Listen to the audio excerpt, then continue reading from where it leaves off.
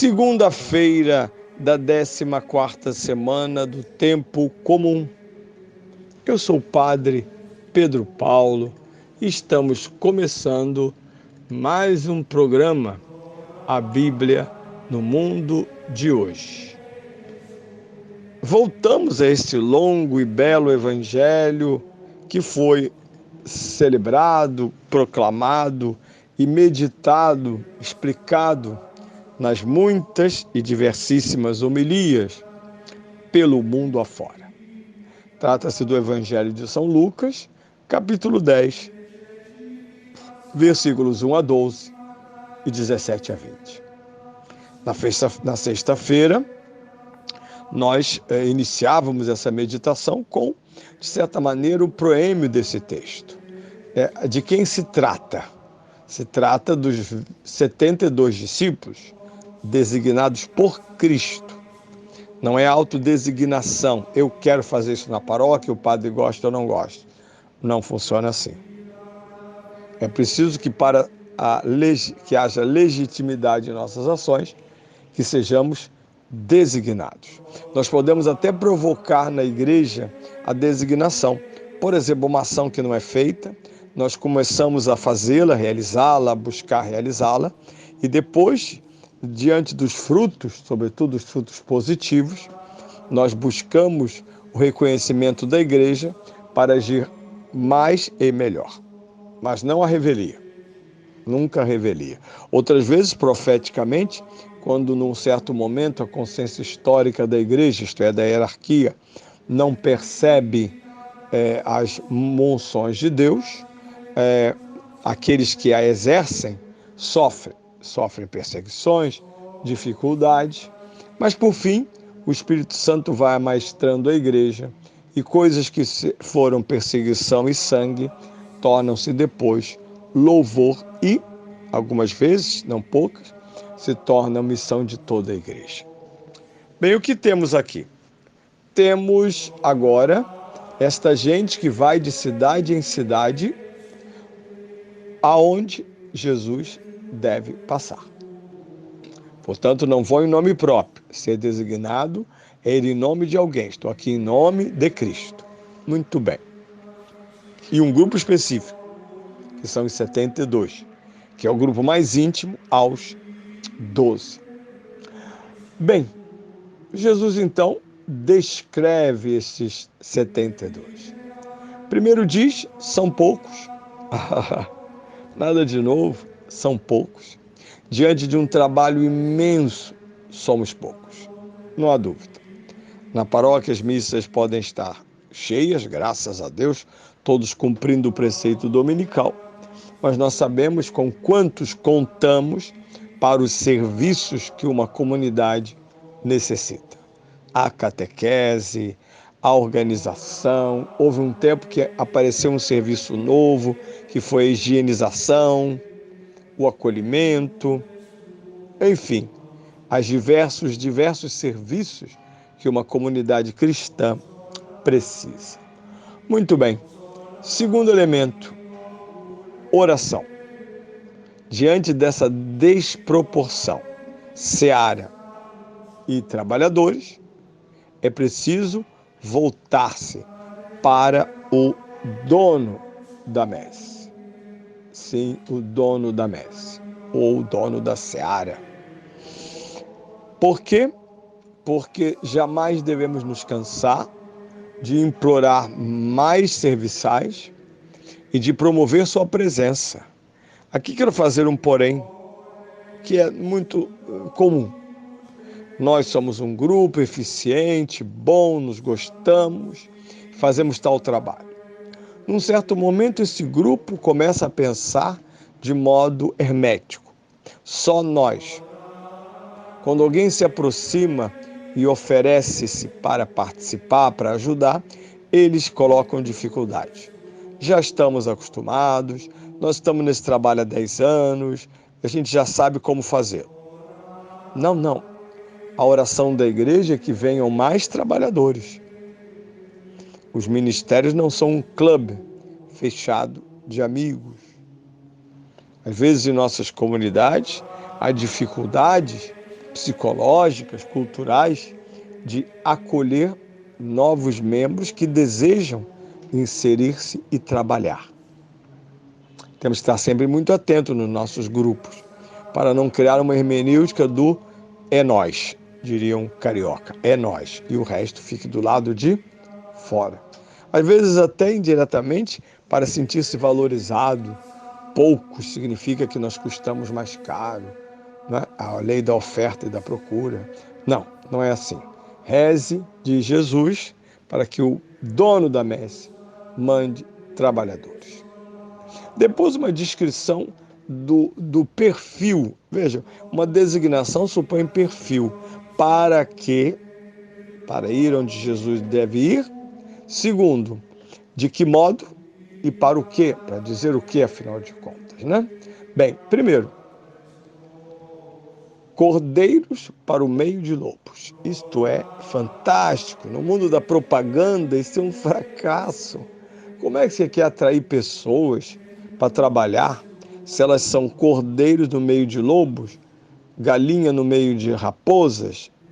Não tem sentido, não é? São gazelas no meio de leões? É bonito de Jesus é que ele não tem meias palavras, ele não embrulha ninguém, ele não regateia. Ele é simples, claro, porque ele é a verdade, e a verdade é sempre simples, sempre evidente. Ele diz: vós não tendes no mandato em si todos os meios humanos, ao contrário, carecerão meios humanos. Já sabemos que o número é pequeno. E que mais? Nós não poderemos atuar como lobos entre lobos. A esperteza do mundo não pode ser enfrentada com outra esperteza. Aliás, Jesus insistiu que os filhos desse mundo são mais espertos que os filhos da luz. Portanto, há uma certa fragilidade, além de uma certa minoria entre aqueles que evangelizam e o mundo a ser evangelizado. Em outras palavras, o mundo será sempre hostil à nossa ação. Quando o mundo concorda conosco, ou está mentindo, ou nós não estamos pregando exatamente o evangelho. Estamos pregando autoajuda, simpatia, vem com a gente, aqui é legal. Bem, nesse sentido as pessoas vão aderir, mas não vão aderir ao evangelho, vão aderir à nossa simpatia. E se a simpatia acabar, eles vão embora. Simples assim.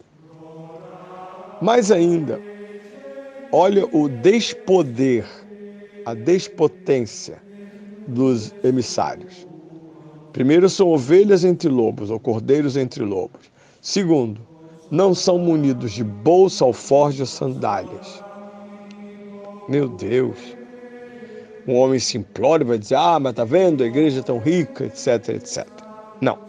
Aqui Jesus não está pregando a ausência de meios materiais, está pregando a ausência de confiança nos meios materiais. Não é dito que quando tivemos e fomos potência, e na época era necessário, potências na Europa, sem a qual a Europa hoje ateia não existiria, sem a potência da igreja, foi infantil e permanece infantil e mentiroso.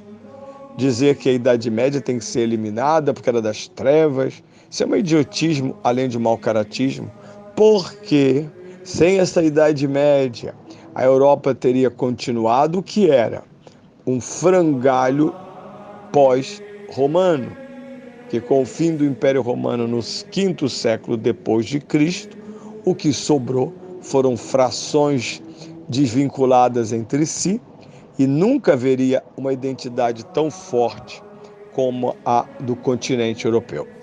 Esse continente europeu só é europeu graças às raízes comuns judaico e, sobretudo, cristãs. Portanto, não é a bolsa, nem o alforje, nem a sandália que constitui a força do discípulo. Mas ainda, não se entreter com o mundo. Eu sempre lembro do idiota e pobrezinho do Pinóquio. foi se entreter com uma raposa e um lobo, perdeu tempo, perdeu os bens com os quais deveria cumprir uma missão para o seu avô e quase perdeu a vida. Foi para dentro de uma baleia no fim da história. Não se entreter com o mundo. A paróquia não é um local de entretenimento, é lugar de fraternidade, isso sim. Quando há fraternidade numa paróquia, estamos no melhor dos mundos. Mas Jesus é muito claro, não se entreter. O cineasta morto Pier Paolo Pasolini, filmando sobre São Marcos e também sobre São Mateus, ele vai mostrar, através dos atores, que os discípulos correm. Eles falam e vão embora. Ou seja, não param para fixar-se na semeadura, mas semeiam, confiantes de que Deus, que os mandou semear e lhes entregou as sementes, há de cuidar das sementes. Assim são os padres quando estamos em estado de equilíbrio. Vamos passando de paróquia em paróquia, semeando o evangelho, os sacramentos, a misericórdia divina, o conhecimento, e vamos. É muito triste quando percebemos, por exemplo, esse desejo de enraizar-se numa paróquia e ficar lá para sempre. Eu vejo gente de todas as tendências que se enraizou numa paróquia, parece que foi criado por Deus para aquela paróquia. Isso vale para o leigo, não vale para o padre. O padre normalmente, se o bispo não pedir, ele normalmente deve pedir que depois de um certo tempo ele vá semear em outro canto. Mas não, já que eu construí a casa, quero morar na casa que eu construí. A casa não é sua, a casa é da paróquia, para todos os párocos e padres que forem lá morar. Né? Diferente de monges que entram num mosteiro de clausura, claro, e lá vivem e morrem, são enterrados lá mesmo. Nós não somos monges, nós padres diocesanos somos trabalhadores da seara. E por fim, para esse dia, nós temos a afirmação do conteúdo. Quando entrares em alguma cidade, dizei primeiro: paz a esta casa.